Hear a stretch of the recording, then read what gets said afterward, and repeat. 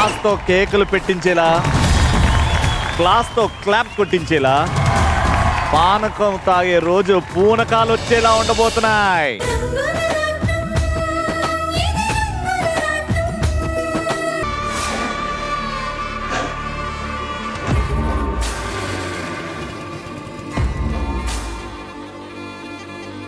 నమస్తే మేడం. నమస్తే. రమ్మని కబురు చేశారు. ఒక్క నిమిషం శేఖర్, తీసుకో. ఎందుకు మేడం? నువ్వు పాల కేంద్రం పెట్టాలనుకున్నావు కదా, దాంతో పాటు ఎరువుల షాప్ కూడా పెట్టాలని అనుకున్నావు తెలిసింది. పెట్టుబడికి పనికొస్తుంది, తీసుకో. దానికి లోన్ అప్లై చేశాను. అది రాదు. ఎందుకు రాదండి? నేను రానివ్వను. ఆ బ్యాంక్లోనే కాదు, ఎక్కడికి వెళ్ళినా సరే నీకు లోన్ రాదు, రానివ్వను. ఎందుకు రానివ్వరు? నేను డబ్బులు ఫ్రీగా ఇస్తాను అంటుంటే ఇంకా లోన్ ఎందుకు శేఖర్? మీరెందుకు ఫ్రీగా ఇవ్వాలి? ఎందుకంటే నేను చెప్పిన పని చేస్తే ఇది నీకు నేను ఇచ్చే రెమ్యూనరేషన్, అంటే ప్రతిఫలం. తీసుకో. ఏం చేయాలి?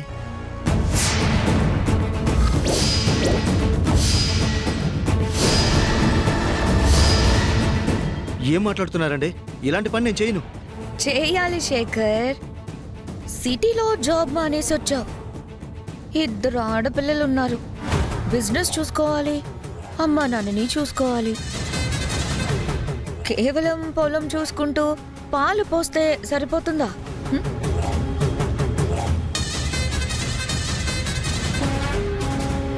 తీసుకో, ఇది కూడా నీకే. అది కాదండి.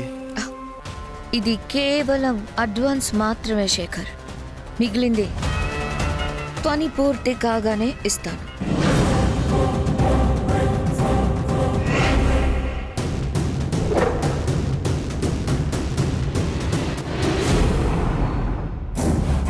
చూడు శేఖర్, నీకు డబ్బు అవసరం చాలా ఉంది, అండ్ నాకు నీ అవసరం ఉంది.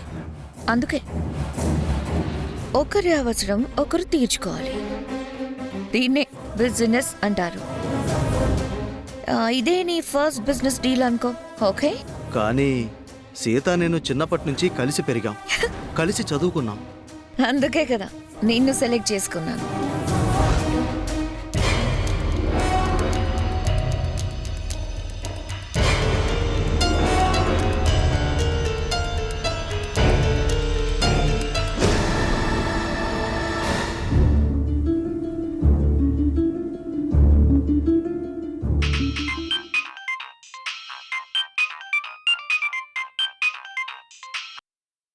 హలో, ఎవరు? హలో సీత, నేను శేఖర్ని. శేఖర్ చెప్పు. అది ఉదయం పాల డబ్బులు ఇచ్చావు కదా? అవును. అది శశి గారు ఇంతకు ముందే ఫోన్ పే చేశారు సీత. ఓ అలాగా. ఆ డబ్బులు వెనక్కి ఇచ్చేస్తాను. పర్వాలేదులే శేఖర్, వచ్చే నెలలో ఎలాగో ఇవ్వాలి కదా, దానికి అడ్జస్ట్ చేసుకుంటే సరిపోతుంది. వద్దులే సీత, ఎప్పటి డబ్బులు అప్పుడే తీసుకుంటా, నాకు కరెక్ట్గా ఉంటుంది. నువ్వెక్కడున్నావు? నేనిప్పుడు గుడికొచ్చాను. అవునా? నేను గుడి పక్కనే పార్కులో ఉన్నాను, ఏమనుకోకుండా ఇటు వస్తావా ప్లీజ్? ఎందుకులే శేఖర్, నేను తర్వాత తీసుకుంటాను. అది కాదు సీత, పిల్లలు ఇక్కడ ఆడుకుంటున్నారు, అందుకే వాళ్ళని వదిలి రాలేకపోతున్నాను. నువ్వు వస్తే పిల్లల్ని కూడా చూసినట్టుంటుంది. పైగా డబ్బులు చేతిలో ఉంటే ఊరికే ఖర్చు అయిపోతాయి. ప్లీజ్ సీత. సరే, వస్తానులే. థ్యాంక్స్ సీత.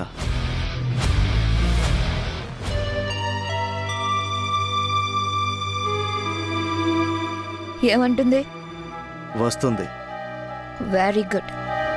చెప్పిందంతా గుర్తుందిగా, ఏది మారడానికి వీల్లేదు. చిన్న తేడా వచ్చినా ప్లాన్ అంతా మారిపోతుంది. అర్థమైందా? అలాగేనండి. సీత రా, నీ కథకి నీ చేతే ముగింపు పలికించబోతున్నాను. ఈ రోజుతో నీ చాప్టర్ క్లోజ్. నన్ను బాలుని ఇంటి బయట నిలబెట్టి అవమానించారు కదా, నిన్ను నీ మొగుడిని బయటికి గెంటించకపోతే నా పేరు శశినే కాదు. రా